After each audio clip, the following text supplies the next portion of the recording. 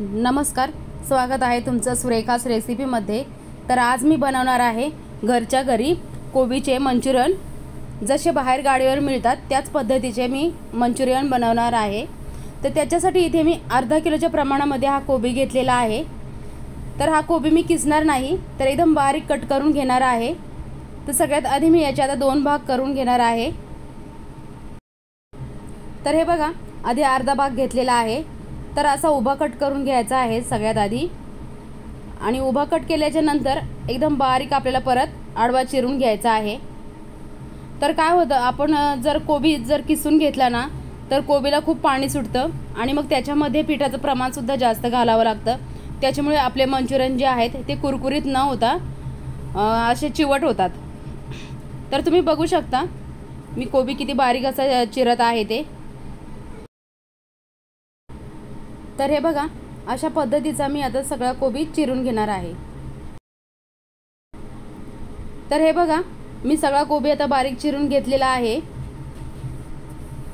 तर आता त्याच्यामध्ये मी इथे सगळ्यात आधी आता हळद घालणार आहे। अर्धा चमचा हळद घातली आहे। त्याच्यानंतर लाल तिखट घेतलेला आहे, ते अर्धा चमचा घातले। तर लाल तिखट तुम्ही कुठलंही घेऊ शकता। त्याच्यानंतर लसूण घेतलेला आहे, तर हा लसूण मी किसून घेतलेला आहे। तर 3 ते 4 पाकळ्या घेतल्या होत्या लसणाच्या। तर त्याच्यानंतर चवीनुसार मीठ घालते।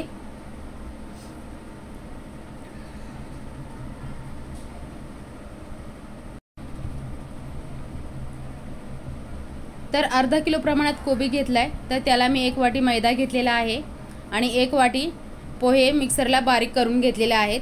तर तुम्ही याच्या ऐवजी कॉर्नफ्लॉवर वापरला तरी सुद्धा चालेल।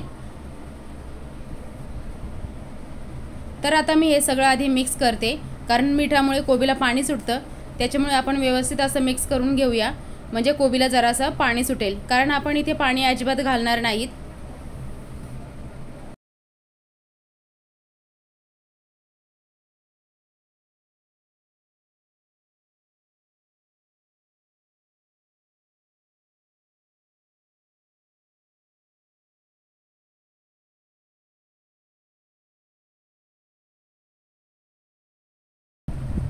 तर आता हे सगळं मी व्यवस्थित मिक्स केलंय। तर याच्यानंतर मी याच्यामध्ये आता थोडासा फूड कलर घालणार आहे। 1 चमचाभर फूड कलर घेतलेला आहे, तो घालते आणि मिक्स करून घेते। व्यवस्थित असा मिक्स करून घ्यायचा आहे।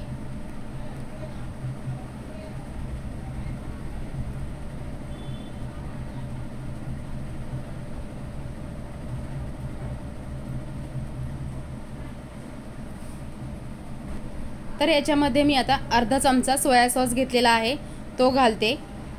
त्याच्यानंतर अर्धा चमचा चिली सॉस घेतलेला आहे, तर तो सुद्धा घालते। आता याच्यामध्ये मी 1 वाटी मैदा घालते। त्याच्यानंतर आपण पोहे जे मिक्सरला बारीक करून घेतलेले आहेत ते घालते आणि त्याच्यानंतर आपण आता हे सगळं व्यवस्थित असं मिक्स करून घेऊया।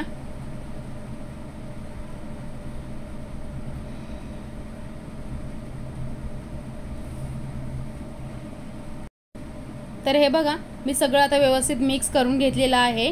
तर आपण जसं भज्याला पीठ भिजवतो त्याच पद्धतीने भिजवायचं आहे, पण त्याच्यापेक्षा थोडंसं आपल्याला घट्ट भिजवायचं आहे, कारण मंचुरियन जे असतात ते जराशे कुरकुरीतच असतात। तर मी हे थोड्या वेळासाठी आता झाकून ठेवणार आहे। झाकून ठेवल्यामुळे काय होईल का त्याला थोडंफार पाणी सुटेल। तर आता इकडे गॅसवर मी कढईमध्ये तेलसुद्धा गरम करायला ठेवलेलं आहे। तर आपल्याला हे तेल एकदम कडकडीत गरम करून घ्यायचं आहे। तर हे बघा, मी 5 मिनिटांसाठी झाकून ठेवते। तर हे बघा, 5 मिनिटं झालेली आहेत आणि तुम्ही बघू शकता आपल्या ह्या भिजवलेल्या कोबीच्या पिठाला पाणी सुटलेलं आहे, थोडंसं जरा ओलसर झालेलं आहे। तर आता इकडे मी तेलसुद्धा गरम झालं आहे का बघितलंय, तर आपलं तेल गरम झालेलं आहे। तर आता याच्यामध्ये आपण एक एक करून आता हे मंचुरियन सोडूया। तर आपल्याला जसे भजे सोडतो त्याच पद्धतीचे सोडायचे आहेत, का गोल आकार पाहिजे असं काहीच नाही। तर आता मी कढईमध्ये जेवढे मावणार आहेत तेवढे मंचुरियन सोडणार आहे। तर मंचुरियन कढईमध्ये सोडूपर्यंत मी गॅसची फ्लेम मोठीच ठेवणार आहे आणि सगळे मंचुरियन सोडले की नंतरच मी गॅसची फ्लेम मध्यम ठेवणार आहे।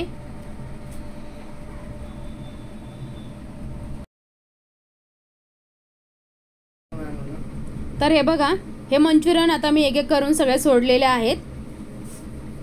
तर आता मी हे लगेच पलटी करणार नाही, तर थोड्या वेळेसाठी असेच ठेवणार आहे।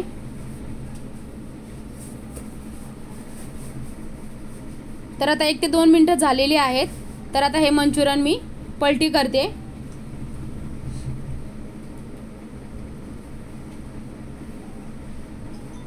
तर एका वेळेस आपल्याला 2 ते 3 मिनिटं लागणार आहेत।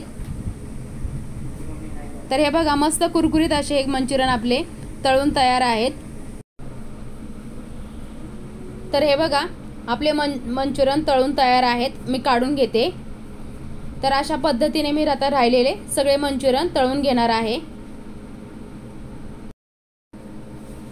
तर हे बघा, आपले सगळे मंचुरियन आता तळून तयार आहेत। तर अशा पद्धतीने मंचुरियन तुम्ही सुद्धा बनवून बघा, मस्त झालेले आहेत। जसे बाहेर गाडीवर मिळतात त्याच पद्धतीचे आपले हे मंचुरियन तयार आहेत। तर व्हिडिओ आवडल्यास लाईक करा, सबस्क्राईब करा आणि बेल आयकॉनवर क्लिक करा।